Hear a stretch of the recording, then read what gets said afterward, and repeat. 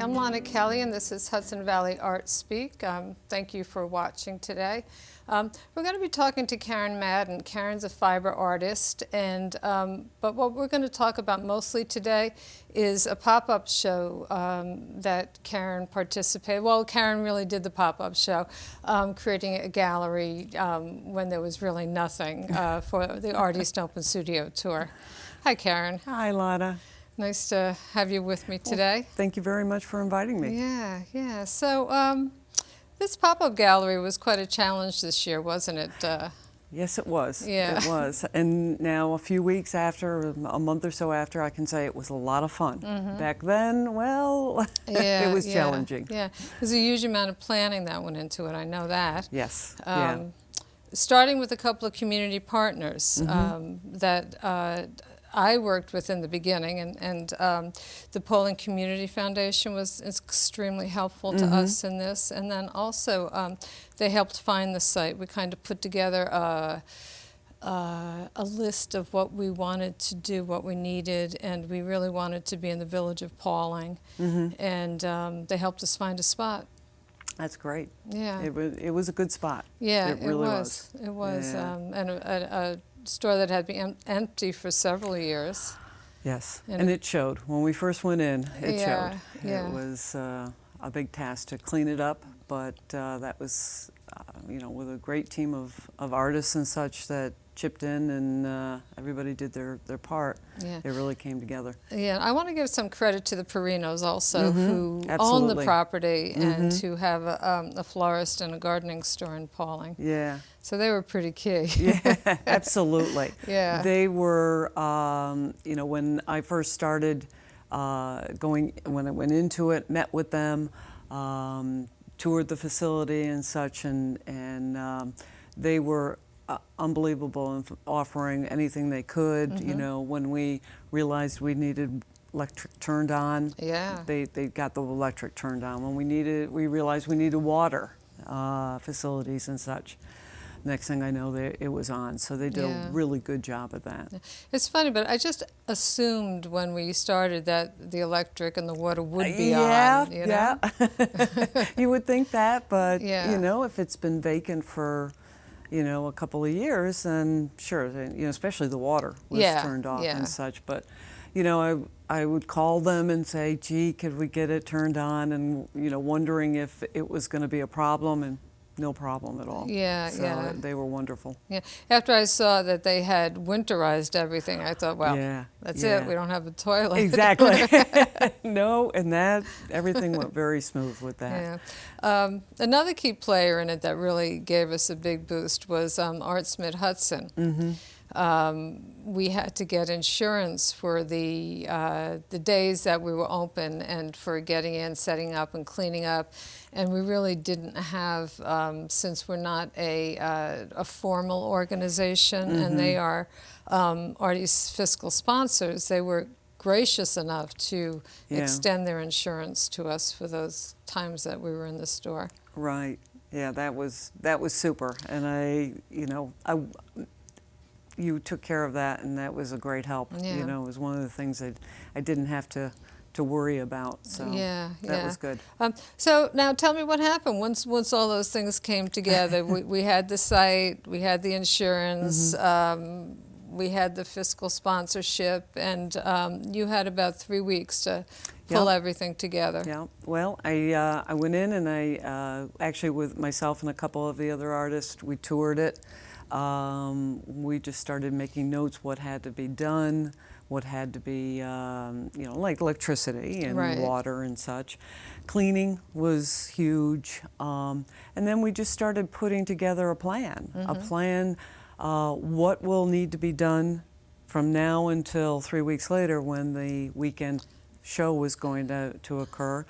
And, I've had some experience with producing shows, art shows and such. So I kind of knew, that I would do this, only it was going to have to be in a short period of time.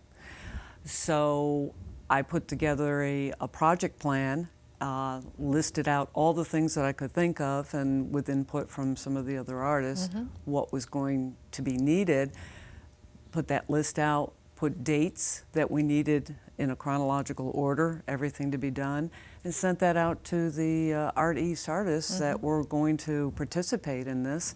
And the next thing I know, I was getting a flurry of emails. I can do this, I can do that. Let me do this, I'll be here, I'll be there.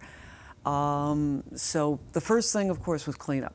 And that took a couple of days because it needed a really good scrubbing and windows and all that sort of thing. But it went well. It went well. Yeah, one of the things about that store is it does have great windows. They're nice, they're big, people can see in, they can see the artwork. Yes, yeah. We had great signs up, wonderful that was another thing that them. was on the project plan. We had a group of people that figured out what signage we needed and where they were going to go and ordered them or made them in some cases, actually made them. You know, then along that line is the PR.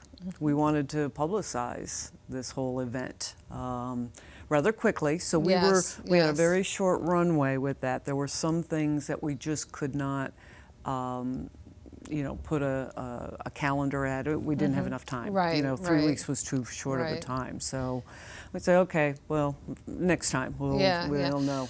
Yeah, well, we do have a robust list of people that we know, either in the art world or people who have been guests of ArtEast that we were able to turn to invite them, ask them to pass the word. Absolutely. Ask the artist to pass the word. And we attracted, I think, attention with the signs in the windows also. Definitely. Yeah. Definitely. Yeah. Once we got them, actually the windows cleaned and we started putting up the signs in the windows, while we were still working on it, people would stop by and ask about it. Yeah. You know, and we'd tell them, you know, the dates of the kickoff, the reception, and the tour itself, of course. So it did get a really good attention just from the storefront itself. Yeah. Okay, so you got it cleaned up. You got everything looking nice and sort of nice. Mostly, You know, it was a great open, big space. I mean, there was a lot to work with, but it was, you know, it was a little bit rough around the edges. But you know, so the next step was what? Well, we got one of the artists had these freestanding panels, display panels. So we brought some of those in. So it was a big room, and so that cut it up a little bit. It made it a little bit more intimate in some places. Lighting was a problem, but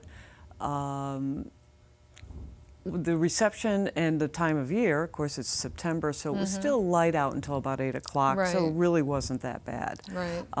But there were fluorescent lights, which, you know, can be problematic. Yeah.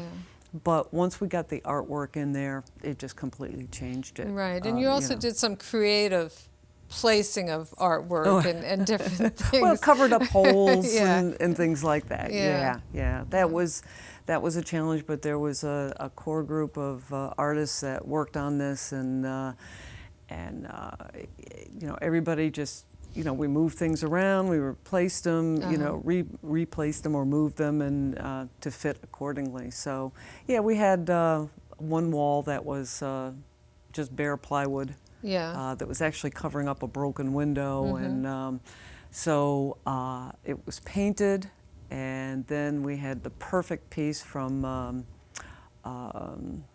Doreen?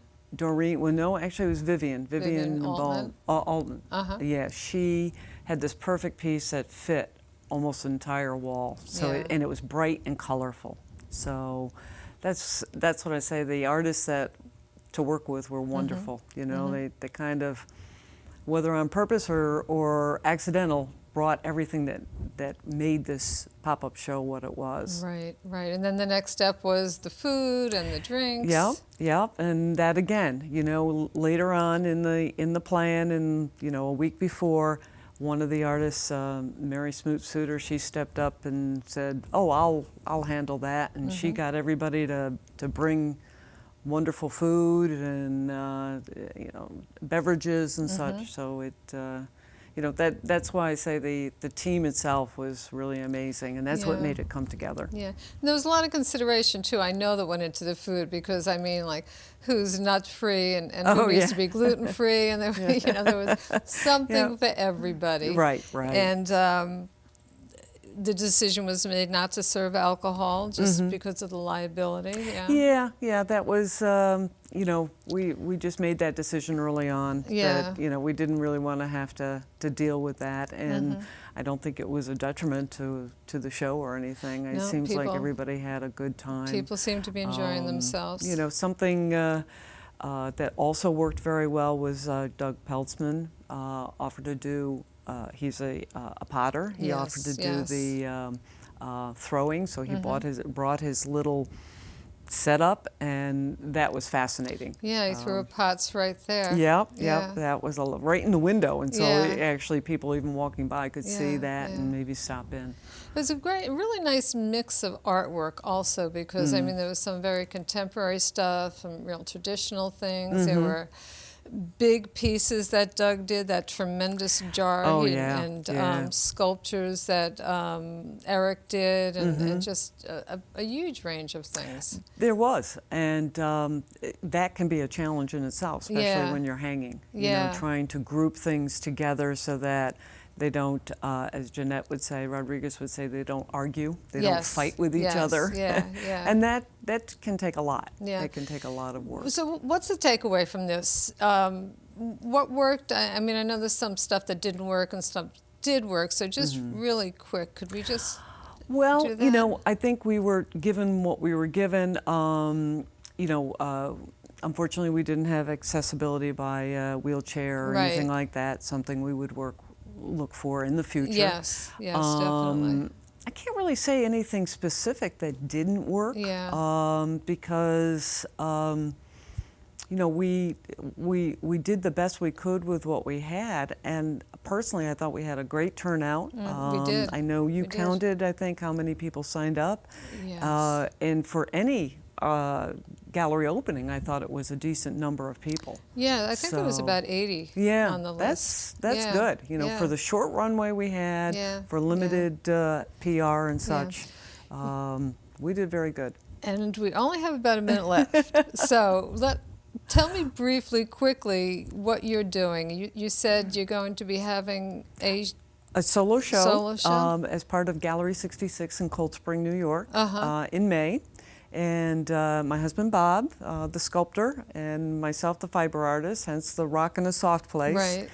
We are going to be one of the solo artists in the front gallery. That's great. That's So such a nice between gallery. now and we both have decided we're going to work hard. You know, we're going to put aside the shows for now and work on getting new works for that show. New work, yeah. Well, Karen, that's about all the time we have. Thank you so Thank much. you so much for coming today. Thank you. It was great talking to you. We really didn't have much time left. Yeah.